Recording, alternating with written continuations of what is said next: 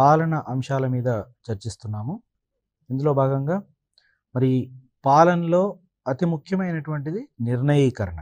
అంటే మనము దేశం యొక్క అభివృద్ధి కోసమని మనకున్నటువంటి వనరులన్నిటినీ, అటు ఆర్థిక వనరులు కావచ్చు, సామాజిక వనరులు కావచ్చు, వాటిని ఉపయోగించుకొని మరి దేశ అభివృద్ధి కోసం తీసుకునేటువంటి నిర్ణయాలన్నీ కూడా మరి అత్యున్నతమైనటువంటి స్థాయిలో జరుగుతాయి.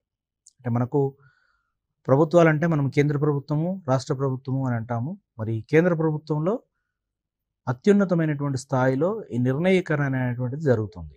ఓ రకంగా చెప్పాలంటే పబ్లిక్ అడ్మినిస్ట్రేషన్ భాషలో నిర్ణయీకరణనే పాలన. అంటే ఏ నిర్ణయాలు అయితే తీసుకుంటామో అవన్నిటిని కూడా ప్రభుత్వ యంత్రాంగం అనేటువంటిది అమలు పరుస్తుంది. మరి ఆ నిర్ణయాలు ఎవరైతే తీసుకుంటారో వారు ఆ ప్రభుత్వానికి అధినేతగా ఉంటారు. కాబట్టి ఆ తీసుకున్నటువంటి నిర్ణయం ఏదైనా కూడా అది మొత్తం ప్రభుత్వ యంత్రాంగాన్ని, పాలనని నడిపిస్తుంది. కాబట్టి ఈ అత్యున్నతమైనటువంటి నిర్ణయీకరణ అనేటువంటిది ప్రధానమంత్రి గారి ఆధ్వర్యంలో ఉన్నటువంటి క్యాబినెట్ తీసుకుంటుంది. ఇక్కడ రాష్ట్రంలో అయితే ముఖ్యమంత్రి గారి ఆధ్వర్యంలో ఉన్నటువంటి క్యాబినెట్ తీసుకుంటుంది. కాబట్టి ఈ క్యాబినెట్ తీసుకునేటువంటి నిర్ణయాలే పాలన.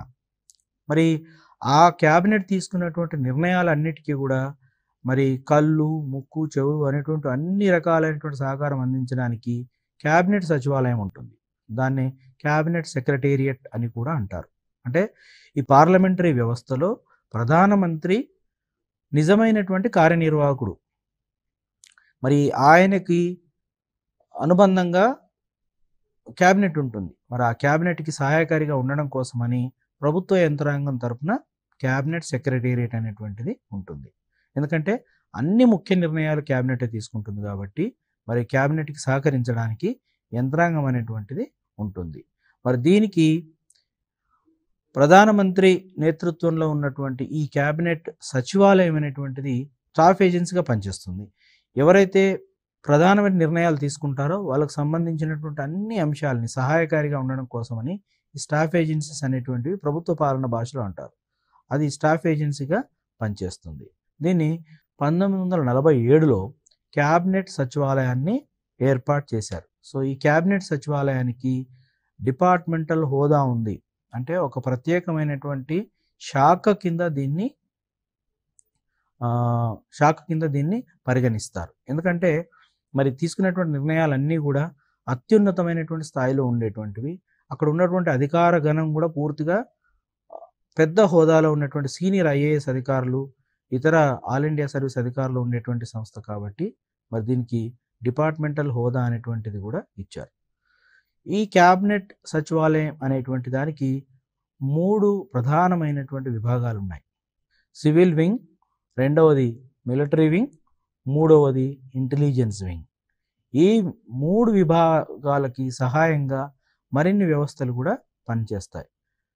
అందులో research and analysis wing, director general of security, special protection group, joint intelligence committee, national authority of chemical weapons construction, directorate of public grievances. So ఇవి మనకు ప్రిలిమ్స్ పాయింట్ ఆఫ్ వ్యూలో ముఖ్యమైనటువంటి అంశాలు గుర్తుపెట్టుకోవాలి. అంటే క్రింది వాటిలో క్యాబినెట్ సచివాలయంలో ఏ విభాగము లేకపోతే ఏ విభాగము కాదు అని కొంచెం టెస్ట్ చేసేటువంటి అవకాశం ఉంటుంది. కాబట్టి వాటిని గుర్తుపెట్టుకుంటే సరిపోతుంది. అదేవిధంగా ఈ క్యాబినెట్ సచివాలయం ముఖ్యంగా ఎటువంటి విధుల్ని నిర్వహిస్తుంది? ఈ క్యాబినెట్ సచివాలయం అనేటువంటిది విధుల కేటాయింపు వ్యవహార నియమాలు అనేటువంటివి 1961లోనే వీటికి రూపకల్పన జరిగింది. దాని ప్రకారంగా క్యాబినెట్ సమావేశాల యొక్క ఎజెండాను తయారు చేయడం. అంటే క్యాబినెట్ ఇందాక మనం చెప్పుకున్నట్టు అత్యున్నతమైనటువంటి నిర్ణయాలు తీసుకునేటువంటి బాడీ. మరి ఆ క్యాబినెట్ యొక్క సమావేశాలకు ఏ అంశాలని చర్చించాలి అనేటువంటి ఎజెండాని క్యాబినెట్ తయారు చేస్తుంది. క్యాబినెట్ సచివాలయం తయారు చేస్తుంది. అదేవిధంగా ఈ క్యాబినెట్ సమావేశాలకి సెక్రటేరియట్ సహాయాన్ని అందిస్తుంది. అంటే ఏ అంశాలు అనేటువంటివి ఎజెండాలో ఉండాలి, ఏ ఎజెండాలో ఏ పాయింట్ తీయాలి, ఏ అంశాన్ని మనం పెట్టాలి, అదేవిధంగా వాటికి సంబంధించిన సంపూర్ణమైనటువంటి సమాచారాన్ని అన్నిటినీ కూడా ఈ క్యాబినెట్ సెక్రటేరియటే అందజేస్తుంది. అదేవిధంగా రాష్ట్రపతి, ఉపరాష్ట్రపతి, ఇతర కేంద్ర మంత్రులకు ప్రభుత్వ కార్యక్రమాల గురించి తెలియజేస్తుంది. అంటే ఎప్పటికప్పుడు క్యాబినెట్ నిర్ణయాలు తెలియజేయడము, తర్వాత ఏదైనా కార్యక్రమానికి సంబంధించి అంశాలన్నిటిని కూడా వాళ్ళకు చేరవేసేటువంటి అతి ముఖ్యమైనటువంటి అంశాన్ని కూడా ఈ క్యాబినెట్ సచివాలయం అనేటువంటిది నిర్వహిస్తుంది.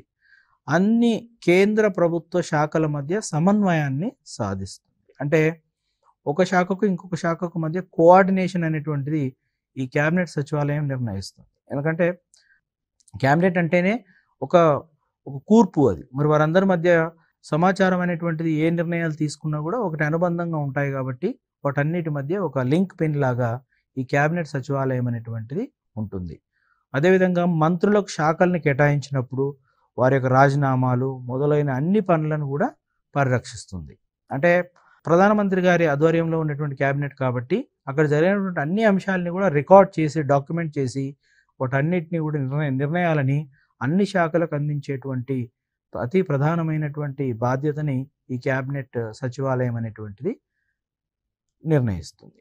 అదేవిధంగా ఈ క్యాబినెట్ సచివాలయానికి క్యాబినెట్ సెక్రటరీ పరిపాలన అధికారిగా ఉంటాడు. అంటే very senior officer, senior IAS officer in the country, senior most rank ఉన్నటువంటి ఈ క్యాబినెట్ కార్యదర్శి ఎవరైతే ఉన్నారో వారు ఈ క్యాబినెట్ సచివాలయానికి సెక్రటరీగా ఉంటారు. అదేవిధంగా పరిపాలనా అధికారిగా క్యాబినెట్ కార్యదర్శి ఉంటారు. మరి ఈ పదవిని 1950లో ఏర్పాటు చేశారు. ఈ సివిల్ సర్వీస్ అధికారుల అవగాహనలో ఇది అత్యున్నతమైన, అంటే వాళ్ళు ఒక ఐఏఎస్ ఆఫీసర్ సెలెక్ట్ అయిన తర్వాత జనరల్గా మనము రాష్ట్ర స్థాయిలో అయితే ఒక కలెక్టర్ కావాలి అని అనుకుంటారు. కానీ ఒక ఐఏఎస్ ఆఫీసర్కి సెలెక్ట్ అయిన తర్వాత క్యాబినెట్ సచివాలయానికి క్యాబినెట్ సెక్రటరీగా అపాయింట్ అవ్వడం అన్నది అత్యున్నతమైనటువంటి పదవి కింద వాళ్ళు భావిస్తారు. అంటే ఎవరైనా కూడా వాళ్ళ సర్వీస్లో వాళ్ళ జీవితకాలంలో ఈ క్యాబినెట్ సెక్రటేరియట్ పదవికి ఎంపిక కావడం అనేటువంటిది చాలా సాధించినట్టుగా వాళ్ళు ఫీల్ అవుతారు అనమాట. సో ముఖ్యంగా ఈ మొత్తం ఎంటైర్ కేంద్ర పరిపాలన అన్నిటికి కూడా ఈ క్యాబినెట్ సెక్రటరీ ఎవరైతే ఉన్నారో, కార్యదర్శి ఎవరైతే ఉన్నారో వాళ్ళు ముఖ్యమైన అనుసంధానకర్తగా, సమన్వయకర్తగా వ్యవహరిస్తారు. కేంద్ర సచివాలయంలో ముఖ్య అధికారుల ఎంపిక బోర్డుకి చైర్మన్గా ఉంటాడు. అంటే వివిధ రకాలైన వింగ్స్ ఉంటాయి కదా, ఆ వింగ్స్ అన్నిటికి కూడా అధికారులను సెలెక్ట్ చేసుకోవడానికి ఇతనే చైర్మన్, అంటే ఇతని ఆధ్వర్యంలోనే ఆ ఎంపిక అనేటువంటిది జరుగుతుంది.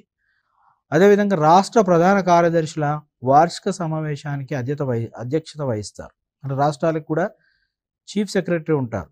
సో ఆ చీఫ్ సెక్రటరీల యొక్క మీటింగ్స్ అనేటువంటివి జరుగుతూ ఉంటాయి. వాటన్నిటికి కూడా అధ్యక్షత వహించేది క్యాబినెట్ సెక్రటేరియట్ యొక్క క్యాబినెట్ సెక్రటరీ మాత్రమే. అదేవిధంగా ప్రధానమంత్రికి ముఖ్య సలహాదారుగా పనిచేస్తారు. అంటే వారికి అన్ని రకాలైనటువంటి ఇన్ఫర్మేషన్ ఇవ్వడము, తర్వాత వారికి సలహాలు ఇవ్వడం అనేటువంటిది పూర్తిగా, అంటే బ్యూరోక్రాట్గా వారికి పూర్తి సలహాదారుగా పనిచేస్తారు.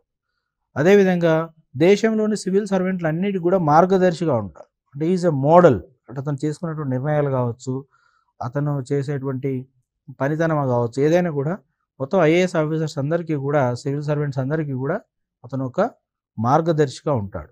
ఒక రకంగా చెప్పాలంటే ప్రధానమంత్రికి కళ్ళు చెవులుగా ఈ క్యాబినెట్ కార్యదర్శి అనేటువంటి వాళ్ళు వ్యవహరిస్తారు. సో ముఖ్యంగా ఈ అంశాలు, అంటే ముందుగా మనం చెప్పుకున్నట్టుగా ఈ క్యాబినెట్ సెక్రటేరియట్ యొక్క ప్రాముఖ్యత, అదేవిధంగా క్యాబినెట్ సెక్రటేరియట్ నిర్వహించేటువంటి విధులు, అదేవిధంగా క్యాబినెట్ సెక్రటరీ ఎవరైతే ఉన్నారో వారి యొక్క విధులు, వారి యొక్క ప్రాముఖ్యత అనేటువంటిది ఒకసారి చదువుకొని ఆ పాయింట్స్ నోట్ చేసుకుంటే ఈ ముఖ్యంగా ఎక్కువగా మనకి ఎస్ఏ రూపంలో వచ్చేటువంటి ప్రశ్నలలో, అంటే పాలనకు సంబంధించినటువంటి ఆ పార్ట్లో వచ్చేటువంటి ప్రశ్నలలో ముఖ్యంగా మనకు క్వశ్చన్స్ వచ్చేటువంటి అవకాశం ఉంది. కాబట్టి ఆ కొన్ని పాయింట్స్, కీ పాయింట్స్ గుర్తుపెట్టుకొని ఈ పాయింట్స్ని ఎలాబరేట్ చేసుకుంటూ మనం ఆన్సర్ రాసినట్టయితే అది మంచి సమాధానం అవుతుంది. అయితే క్యాబినెట్ అనేటువంటిది ఓవరాల్గా ఉన్నటువంటి ఒక ఆఫీస్. మరి దీనికి ఇంకా ప్రధానమంత్రికి సపరేట్గా ఉండేటువంటి ఒక ఆఫీస్ ఉంటుంది, దాన్ని పిఎంఓ ఆఫీస్ అంటారు. ఎలాగైతే మనకు రాష్ట్రంలో చీఫ్ మినిస్టర్ ఆఫీస్ ఎట్లయితే ఉంటుందో అక్కడ కూడా పిఎంఓ ఆఫీస్ అని ఉంటుంది, ప్రైమ్ మినిస్టర్స్ ఆఫీస్. సో దీనికి కూడా ఒక ప్రత్యేకమైనటువంటి ఒక నిర్మాణం అనేటువంటిది ఉంటుంది. అంటే ఇందులో ప్రధానమంత్రికి అవసరమైనటువంటి సెక్రటేరియట్ సర్వీసెస్ అన్నీ కూడా క్యాబినెట్కి ఎట్లయితే క్యాబినెట్ సెక్రటరీ ఉన్నారో అదేవిధంగా ఈ ప్రధానమంత్రికి కూడా ఒక సెక్రటేరియట్ సర్వీస్ అనేటువంటిది కూడా అందిస్తుంది. ఇది కూడా ఇతర మంత్రిత్వ శాఖల మధ్య సమన్వయాన్ని చేకూరుస్తుంది. ప్రధానమంత్రికి థింక్ ట్యాంక్ లేక వ్యూహకర్తగా వ్యవహరిస్తుంది. అతను తీసుకున్నటువంటి నిర్ణయాలన్నిటికీ కూడా సపోర్టింగ్గా సమాచారాన్ని ఇవ్వడము, తర్వాత నిర్ణయాలు తీసుకోవడానికి వారు సహకరిస్తారు. ఇతర శాఖల కేటాయించని అన్ని అంశాలని కూడా ఈ పిఎంఓ ఆఫీసు పర్యవేక్షిస్తుంది. అంటే దీన్ని అవశిష్ట అధికారం రెసిడ్యువల్ పవర్స్ అంటారు. అంటే ఎవరికి కేటాయించినటువంటి శాఖల్ని అంశాలన్నింటినీ కూడా ఈ ప్రైమ్ మినిస్టర్ ఆఫీస్ వాళ్ళే చూస్తారు. అంటే మనకు కూడా జనరల్గా తెలుస్తుంది, ఒక రూలింగ్ ఉంటుందన్నమాట. మంత్రికి కేటాయించినటువంటి శాఖలన్నింటినీ కూడా ముఖ్యమంత్రి గారి దగ్గర ఎట్లయితే ఉంటాయో అక్కడ కూడా ప్రధానమంత్రి ఎవరికైతే కేటాయించలేదో ఆ శాఖ ఆటోమేటిక్గా ప్రధానమంత్రి గారి దగ్గరనే ఉంటుంది. ప్రస్తుత పరిస్థితులలో ప్రధానమంత్రి కార్యాలయము అత్యంత ప్రాధాన్యతను సంతరించుకుంది. అంటే ఇది ఒక అధికార కేంద్రంగా పరిణమించింది. ఎందుకంటే అక్కడ ప్రధానమంత్రి గారు ప్రధానంగా ఉండేటువంటి వ్యక్తి. మరి వారు తీసుకున్నటువంటి నిర్ణయాలు అన్నిటికీ కూడా సలహాదారుగా ఉంటారు. తర్వాత వారి వ్యవహారాలు అన్నీ కూడా చూస్తారు కాబట్టి ఆటోమేటిక్గా దాని యొక్క ప్రాధాన్యత అనేటువంటిది ఎక్కువగా ఉంటుంది. మరి ఆ ప్రాధాన్యతను బట్టి దాన్ని ఏమంటారంటే సూపర్ క్యాబినెట్, లేకపోతే మైక్రో క్యాబినెట్, సూపర్ మినిస్ట్రీ అంటారు. అంటే ఏ రకమైన నిర్ణయాలు తీసుకున్నా కూడా ఆ ప్రధానమంత్రి వాళ్ళ ఆఫీసు ఆధ్వర్యంలోనే జరుగుతాయి కాబట్టి ముందుగా వాళ్ళకి సమాచారం ఉంటుంది. అదేవిధంగా వాళ్ళ నిర్ణయీకరణలో ప్రధానమంత్రి గారు తీసుకున్నటువంటి నిర్ణయాలలో వాళ్ళ యొక్క పాత్ర కూడా ఉంటుంది కాబట్టి దీన్ని సూపర్ క్యాబినెట్గా వ్యవహరిస్తారు. అదేవిధంగా ప్రభుత్వం పైన ప్రభుత్వం, అంటే ఆల్రెడీ మనకు క్యాబినెట్ సెక్రటేరియట్ ఉంది. తర్వాత ఇంకా మిగతా శాఖలలో అన్నిట్లలో కూడా సెక్రటరీస్ ఉంటారు, తర్వాత మంత్రులు ఉంటారు. కానీ అందరి మీద పెత్తనం చలాయించేటువంటి అవకాశం ఉన్నటువంటిది కాబట్టి దీన్ని ప్రభుత్వం పైన ప్రభుత్వం, గవర్నమెంట్ ఆఫ్ ఇండియాగా వ్యవహరిస్తారు. దాన్ని సూపర్ సెక్రటేరియట్ అంటారు. అంటే అన్ని అధికారాలు ఒక చోట ఉన్న దగ్గర ఇది పనిచేస్తుంది కాబట్టి అటువంటి విమర్శ అనేటువంటిది కూడా ఉంది. మరి ఇటువంటి పాలనలో కొన్ని వ్యాసరూప ప్రశ్నలు అడిగినప్పుడు ఈ ప్రధానమంత్రి కార్యాలయాన్ని సూపర్ క్యాబినెట్ అంటారు, వివరించండి. లేకపోతే దాన్ని విమర్శనాత్మకంగా మనం దాన్ని చెప్పాల్సి ఉంటుంది. అంటే ఒక నిజమైనటువంటి పార్లమెంటరీ ప్రజాస్వామ్యంలో మరి క్యాబినెటే సూపర్ పవర్.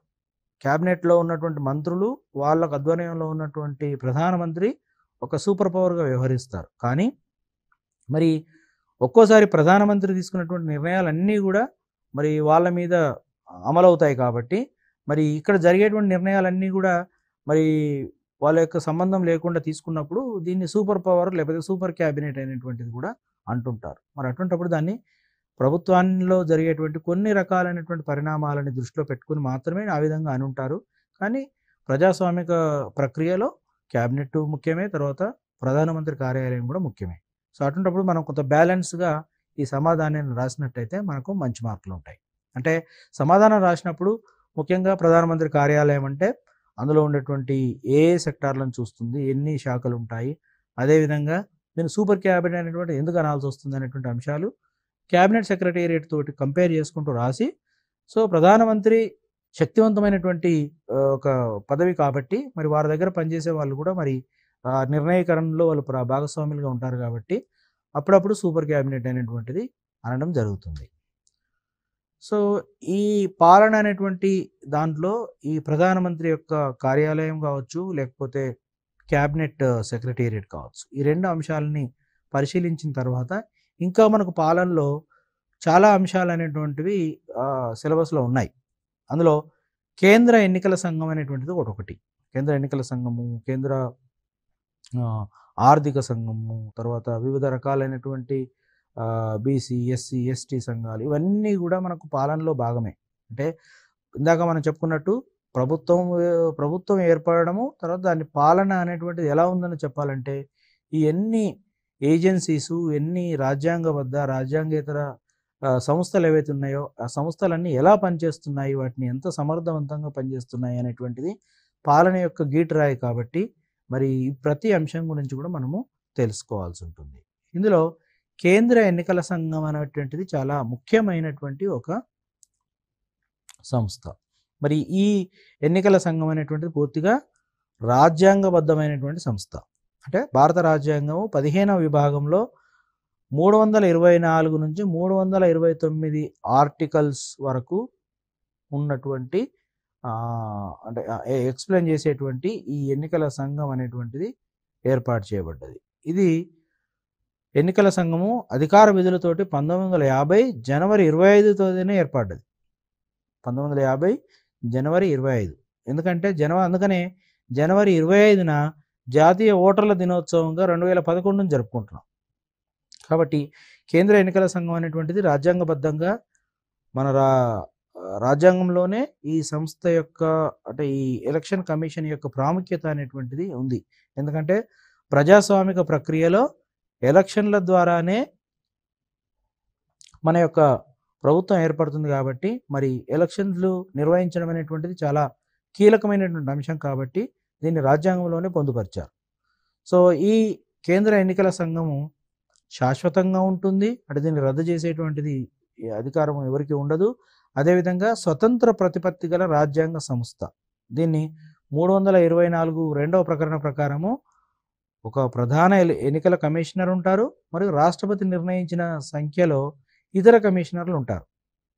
ఇది ఎంతమంది ఉండాలి, ఒక ముఖ్య కమిషనరు తర్వాత మిగతా కమిషనర్లు ఎంతమంది ఉండాలనేటువంటిది పార్లమెంటు చట్టం ద్వారా నియంత్రిస్తుంది. అంటే ప్రధాన ఎన్నికల కమిషనర్తో పాటు ఒకరిని, ఇద్దరిని, ముగ్గురిని అనేటువంటిది పార్లమెంటు చట్టం తయారు చేసి ఎంతమంది ఉండాలనేటువంటిది నిర్ణయించవచ్చు. కాబట్టి ఇటువంటివి మనకు ప్రిలిమ్స్లో అడుగుతారు.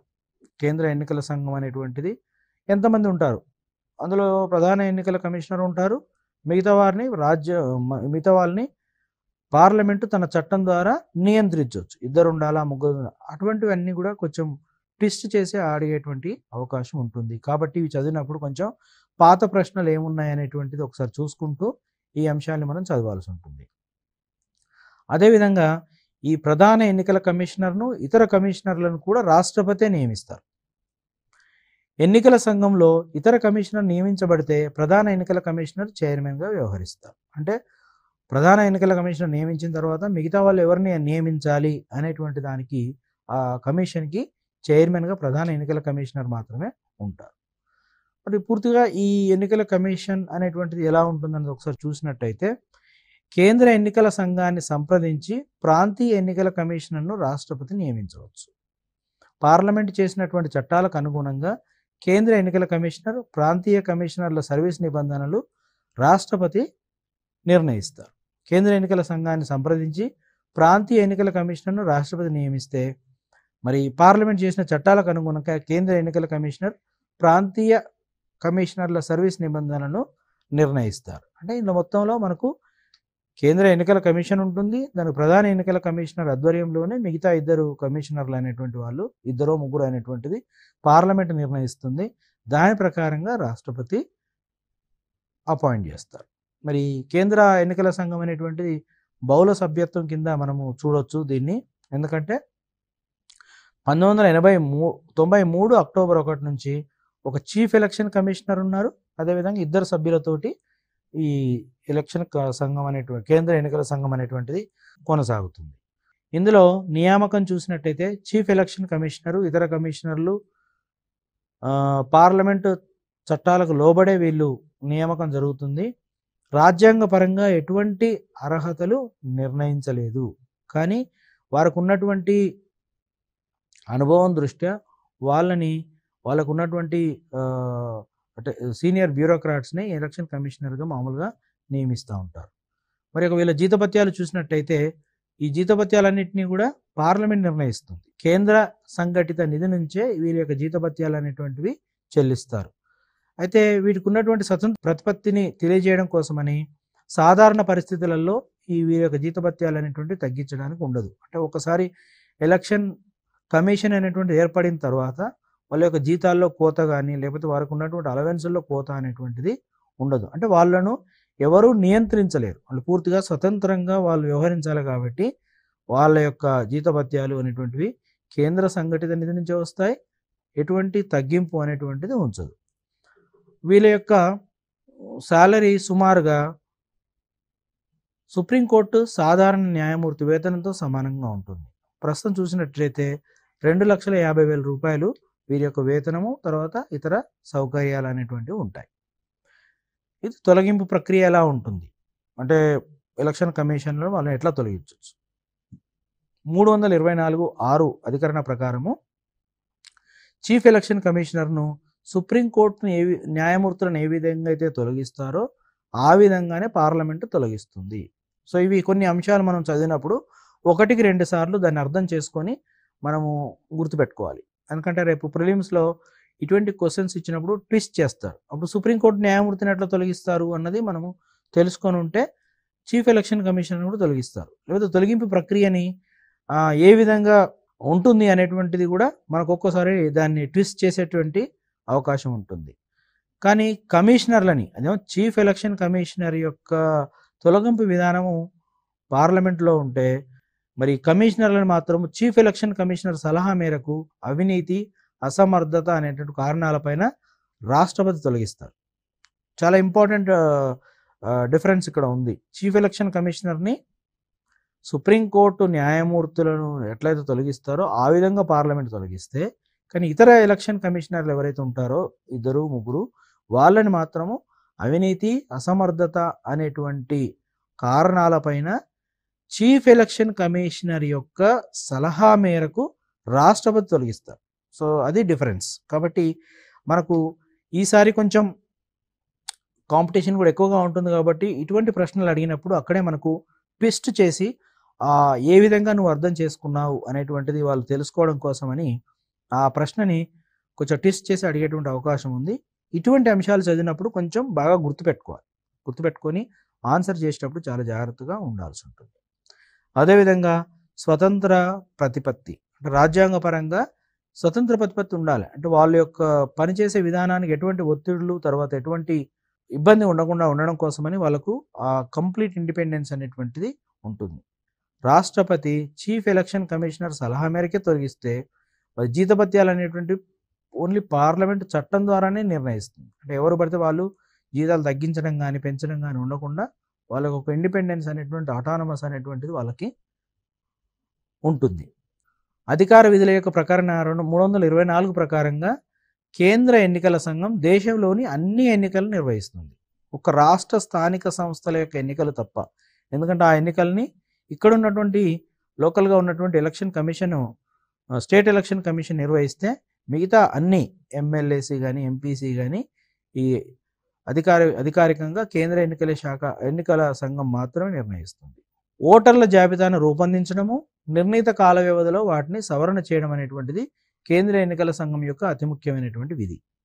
పార్లమెంట్ చేసిన డీలిమిటేషన్ కమిషన్ చట్టం ప్రకారము నియోజకవర్గాల భౌగోళిక పరిధిని నిర్ణయించడం. అంటే ప్రజా ప్రాతినిధ్య చట్టం ద్వారా డీలిమిటేషన్ కమిషన్ అనేటువంటిది ఒకటి ఏర్పాటు చేస్తే ఏ నియోజకవర్గం ఎంత భౌగోళిక పరిధి ఉండాలనేటువంటిది కూడా కేంద్ర ఎన్నికల సంఘమే నిర్ణయిస్తుంది. ఎన్నికల షెడ్యూల్ ప్రకటించడం, ఎన్నికల నోటిఫికేషన్, నామినేషన్ల ప్రక్రియ, పరిశీలన, పోలింగ్ తేదీల ఖరారు, పర్యవేక్షణ ఇవన్నీ కూడా కేంద్ర ఎన్నికల సంఘమే చేస్తుంది. రాజకీయ పార్టీలకు గుర్తింపు ఇవ్వడము, అదేవిధంగా వాటికి ఎన్నికల గుర్తులను కేటాయించడం కూడా కేంద్ర ఎన్నికల సంఘం యొక్క పని మాత్రమే. ఎన్నికల సమయంలో రాజకీయ పార్టీలు పాటించవలసిన ఎన్నికల నియామావళి రూపొందించి అమలు చేయడం కూడా కేంద్ర ఎన్నికల సంఘం యొక్క పని. ఎన్నికల్లో జరిగిన అక్రమాల పరిశీలనకు విచారణ అధికారులను నియమించడం కూడా ఈ కేంద్ర ఎన్నికల సంఘం పని. సో ఇప్పుడు మనం ఇందాక చర్చించినటువంటి ఏవైతే ఉన్నాయో అవి చాలా ముఖ్యమైనటువంటి అంశాలు. ఏ ఎలక్షన్లు నిర్వహిస్తుంది, నామినేషన్లు, తర్వాత ఎన్నికల గుర్తులు కేటాయించడము, అదేవిధంగా రాజకీయ పార్టీలు పాటించాల్సినటువంటి ఎన్నికల నియామావళిని రూపొందించడము, అమలు చేయడము, ఈ అంశాలన్నీ కూడా ఒకసారి బాగా గుర్తుపెట్టుకోవాలి. అదేవిధంగా వీటితో పాటు కొన్ని సలహాలు కూడా ఇస్తుంది. అంటే పార్లమెంటు రాష్ట్ర శాసనసభ్యుల యొక్క అనర్హతకు సంబంధించి రాష్ట్ర గవర్నర్కు సలహాలు ఇస్తుంది. అంటే ఎవరైనా ఎమ్మెల్యేను వాళ్ళు డిస్క్వాలిఫై చేయాలంటే రాష్ట్ర శాసనసభలకు సంబంధించి రాష్ట్ర గవర్నర్కి సలహాలు అనేటువంటిది ఇస్తుంది. పార్టీల మధ్య వచ్చే వివాదాలు విచారించి పార్టీల వాదనలు విని పరిష్కరిస్తుంది. అదేవిధంగా ఒక క్వాసీ జ్యుడిషియల్ పవర్ లాగా ఇది ఉంటుంది. అంటే దీనికి ఒక జ్యుడిషియరీకి ఉన్నటువంటి కొన్ని పవర్స్ ఈ ఎన్నికల సంఘానికి ఉంటాయి. రాష్ట్ర స్థాయిలో ఎన్నికల సంఘానికి సహాయం చేయడానికి చీఫ్ ఎలక్టరల్ ఆఫీసర్ని ఉంటారు. అంటే అవి సెంటర్లో ఉన్నట్టయితే రాష్ట్రంలో ఒక సిఇఓ చీఫ్ ఎలక్టోరల్ ఆఫీసర్ అనేటువంటి వారు నియమిస్తారు. ఇది కేంద్ర ఎన్నికల సంఘమే నిర్ణయించి రాష్ట్ర ప్రభుత్వాన్ని సంప్రదించి నియమిస్తుంది. కానీ దీనికి రాజ్యాంగ ప్రతిపత్తిలో లేదు. వాళ్ళ యొక్క సహాయకారిగా ఉండడం కోసమని ఇక్కడ రాష్ట్రంలో చీఫ్ ఎలక్షన్ కమిషనర్ సంఘం వాళ్ళు ఇక్కడ నియామకం జరుగుతుంది. ప్రకరణ అంటే మనకు ఉన్నటువంటి ఆర్టికల్ 325 ప్రకారం మతం, కులం, జాతి, లింగ ప్రాతిపదిక పైన ఏ పౌరునికి ఓటు హక్కు నిరాకరించరాదు. అలాగే ప్రత్యేక గుర్తింపు కూడా ఇవ్వకూడదు. ప్రకరణ 325 ప్రకారం వయోజన ఓటు హక్కు గుర్తించబడింది. 18 సంవత్సరాల తక్కువ కాకుండా వయసు గల పౌరులు ఓటరిగా నమోదు చేసుకోవడానికి అర్హులు. ఇది కూడా ఎలక్షన్ కమిషన్ వాళ్ళే నిర్ణయిస్తారు. సంవత్సరానికి 4 పర్యాయాలు జనవరి 1, ఏప్రిల్ 1, జూలై 1, అక్టోబర్ 1 తేదీల్లో ఓటర్లుగా నమోదు చేసుకోవడానికి చట్ట సవరణ ప్రతిపాదన అనేటువంటిది జరగడం జరిగిందనమాట. సో ఇది ఎలక్షన్ కమిషన్. మరి ఎలక్షన్ కమిషన్కి అనుబంధంగా ప్రజా ప్రాతినిధ్య చట్టాలు అనేటువంటివి ఉన్నాయి. అంటే భారత రాజ్యాంగంలో ఉన్నటువంటి ప్రకరణలు 81 మరి 170లో పార్లమెంటు, రాష్ట్ర శాసనసభలలో ఉండాల్సిన గరిష్ట సభ్యుల సంఖ్య ఎంతమంది ఉండాలి, పార్లమెంట్లో ఎంత మెంబర్స్ ఉండాలి, తర్వాత రాష్ట్ర అసెంబ్లీలలో ఎంతమంది ఉండాలి అనేటువంటి నియమాలు ఇవి కొన్ని ప్రజా ప్రాతినిధ్య చట్టాలు నిర్ణయిస్తాయి. సీట్ల కేటాయింపు, నియోజకవర్గాల యొక్క పునర్వ్యవస్థీకరణ, రిజర్వేషన్లు మొదలైన అంశాలన్నింటినీ కూడా పార్లమెంట్ ఒక చట్టం ద్వారా అంటే రిప్రజెంటేషన్ ఆఫ్ పీపుల్స్ యాక్ట్ ద్వారా ఈ నిర్ణయం అనేటువంటిది జరుగుతుంది. ఇందులో 2 సార్లు ప్రజా ప్రాతినిధ్య చట్టం 1950, ప్రజా ప్రాతినిధ్య చట్టం 1951 ద్వారా ఈ అంశాలన్నింటిని కూడా నిర్ణయించడం జరిగింది. సో ఈ చట్టం పార్లమెంటు, రాష్ట్ర శాసనసభలో సీట్ల కేటాయింపుకు, నియోజకవర్గాల పునర్వ్యవస్థీకరణకు సంబంధించి ఉంటుంది. ఓటర్ జాబితాల యొక్క తయారీ, ఓటర్గా నమోదు చేసుకోవడానికి సంబంధించిన అర్హతల గురించి ఈ ప్రజా ప్రాతినిధ్య చట్టం అనేటువంటిది మనకు చెప్పడం జరిగింది. సో ఇది కేంద్ర ఎలక్షన్ కమిషన్కు సంబంధించినటువంటి అంశము. ఇందులో భాగంగా కొన్ని టర్మినాలజీ ఉంటుంది. ఎలక్ట్రానిక్ ఓటింగ్ మిషన్ అంటే ఏమిటి, మరి ఎలక్ట్రానిక్ ఓటింగ్ మిషన్ మొట్టమొదట ఎప్పుడు ఉపయోగించారు, దీనికి చట్టబద్ధత ఉందా అనేటువంటి అంశాలు చూసినట్టయితే 1989లో ప్రజా ప్రాతినిధ్య చట్టం 1951లో సెక్షన్ 61కి చేసిన సవరణ ప్రకారంగా ఎలక్ట్రానిక్ ఓటింగ్ మిషన్స్కి చట్టబద్ధత అనేటువంటిది కల్పించారు. సో ఇది 2002 అన్నా DMK election commission of India కేసులో సుప్రీంకోర్టు ఈ ఈవీఎంల యొక్క ఎలక్ట్రానిక్ ఓటింగ్ మిషన్ యొక్క వినియోగాన్ని సమర్థించింది. నోటా అంటే నన్ ఆఫ్ ది అబోవ్, అంటే ఒక ఓటుని వేసినప్పుడు మరి ఎవరికి అనుకూలంగా ఓటు వేయకుండా తిరస్కరించేటువంటి నోటాను కూడా 2003లో people's union for civil liberty కేసులో సుప్రీంకోర్టు మరి ఆధారంగా దీన్ని ప్రవేశపెట్టారు. ప్రపంచంలో కొన్ని 13 దేశాల్లో ఈ పద్ధతి అమల్లో ఉందని సుప్రీంకోర్టు వ్యాఖ్యానించింది. అదేవిధంగా వీవీప్యాట్లని కొత్తగా మనం ఈ మధ్య పేపర్లో వింటున్నాము. Voter verifiable paper audit trail, అంటే మనం ఎవరికి ఓటు వేశారో తెలుసుకునే పద్ధతి వీవీప్యాట్ ఉంటుంది. అదేవిధంగా కొత్తగా విజిల్ యాప్ అని ఒకటి పెట్టారు కేంద్ర ఎన్నికల సంఘం. ఈ మధ్యనే ఈ సిటిజన్ విజిల్ యాప్ అని అంటారు. ఇది కూడా ఈ గవర్నెన్స్లో ఒక భాగం. అంటే ఎన్ని అక్రమాలు ఏమైనా జరిగినట్టయితే ఎన్నికల సంఘానికి ఈ విజిల్ యాప్ ద్వారా తెలియజేయచ్చు అనమాట. అదేవిధంగా ప్రాక్సీ ఓటు, రక్షణ దళాలు కానీ, పోలీసులు కానీ, ఇతర అత్యవసర సర్వీసులలో పనిచేస్తున్న వారు, ఎన్నికల విధుల్లో నిమగ్నమైనటువంటి సిబ్బంది కేంద్ర ఎన్నికల సంఘం నిర్ణయించినటువంటి పద్ధతిలో పోస్టల్ బ్యాలెట్ ద్వారా ఓటు హక్కును వినియోగించుకోవడం అనేటువంటిది ప్రాక్సీ ఓటు అనేటువంటిది అంటారు. అదేవిధంగా దీని ప్రకారంగా రాష్ట్ర ఎన్నికల సంఘం కూడా కేంద్ర ఎన్నికల సంఘం వాళ్ళు నియమిస్తారు. దీని ప్రకారంగా ఇది రాజ్యాంగబద్ధమైనటువంటి సంస్థ. దీనికి ఇక్కడ ఒక సీనియర్ ఐఏఎస్ అధికారి ఎవరైతే ఉంటారో వాళ్ళు ఈ స్టేట్ ఎలక్షన్ కమిషన్ వారి కింద వారిగా ఇక్కడ నియమించడం జరుగుతుంది.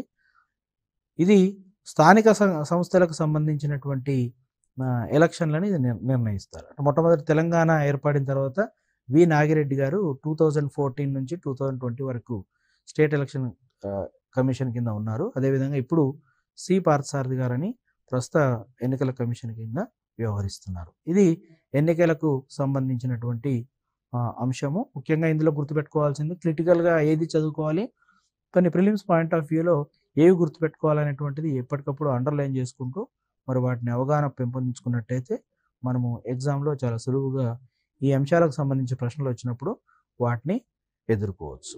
ఇంతవరకు మనము గ్రూప్ 1 పరీక్షలో పేపర్ 3లో ఉన్నటువంటి పాలన అనేటువంటి చాప్టర్, పాలన అనేటువంటి అంశం కింద మరి ఈ గవర్నెన్స్ అనేటువంటిది ఒకటి చూసాము. అదేవిధంగా కేంద్ర క్యాబినెట్ యొక్క సెక్రటేరియట్ ఉంటుంది, ఆ సెక్రటేరియట్ గురించి తెలుసుకున్నాము. అదేవిధంగా ప్రైమ్ మినిస్టర్ ఆఫీస్ ఎలా పనిచేస్తుంది అనేటువంటిది చూసాము. అదేవిధంగా కేంద్ర ఎన్నికల సంఘం ఏ విధంగా ఏర్పాటు చేశారు, అందులో అర్హతలు ఏంటి, తర్వాత వారు చేసేటువంటి విధులు ఏంటి అన్నీ కూడా తెలుసుకున్నాము. అదేవిధంగా ప్రజా ప్రాతినిధ్య చట్టం, అందులో ఏ అంశాలు ఉన్నాయనేటువంటిది కూడా చూసాం. మరి ఇవి ముఖ్యంగా ఈ పాలన కింద చాలా ముఖ్యమైనటువంటి అంశాలు. అందులో ముఖ్యంగా ఈ ప్రైమ్ మినిస్టర్ ఆఫీస్ అనేటువంటిది సూపర్ క్యాబినెట్ అని ఎందుకంటారు, అటువంటి ప్రశ్నలు అడిగేటువంటి అవకాశం ఉంది.